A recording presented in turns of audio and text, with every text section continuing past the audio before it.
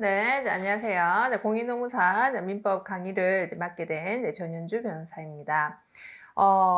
우리가 지금 그 민법 기본 강의를 진행을 할 텐데, 이 기본 강의 같은 경우에는 그 구성 자체가, 우리가 초학자들, 민법을 처음 접하신 분들을 대상으로 하거나, 또 이런 분들도 수험 대상으로 봅니다. 이 수업 대상으로 보는 경우가 어느 정도 해독은 마치셨는데, 이 민법 같은 경우에는 일정한 기본 실력이 오르지 않으면은 점수가 그대로 직결되는 사실 그런 과목 중에 하나입니다. 법학 중에서는 가장 기초 과목이긴 하지만 우리 민법 같은 경우에는 결국 민법의 그 계류 중에 그 노동법이 같이 연결이 되는데, 결국 노동법 같은 경우에도 민법의 어떤 기본 원리들이 그대로 적용을 되게 됩니다. 행정법도 마찬가지고. 그래서 우리가 이 공인노무사를 준비하는 수험생들 중에서 특히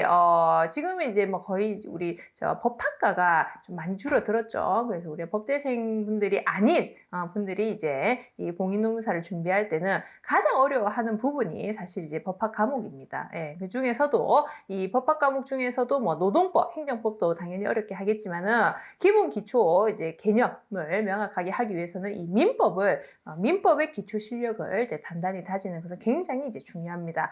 그리고 우리가 그 사법과 공법으로 나뉘었을 때 사법의 모든 기본 체계들이 이 민법에서 다 이루어지기 때문에 우리 수험생들이 그래서 이 민법만을 대상으로 하기보다는 오히려 전체 우리 공인노무사를 결국 합격하기 위해서는 일정한 점수가 사실은 필요하죠. 특히 우리 1차 같은 경우에는 사실 그렇습니다. 우리 그 자격증 시험 중에 하나의 공인노무사가 그 1차 같은 경우에는 절대평가거든. 그래서 일정한 점수만 올라가면은 좀 1차 합격의 어떤 이런 좀 가까워지는데, 거기서 발목을 잡는 과목이 사실은 민법입니다. 네, 그래서 그런 부분들을 다 염두를 하셔서, 그래서 어느 정도 해독이 되었지만은 이 민법만 점수가 자꾸 안 나오시는 분들이 많습니다. 왜냐면 굉장히 정확한 과목이기 때문에. 네, 그래서 그런 분들을 또 대상으로 해서 기초 강의, 이 기본 강의는 이 기초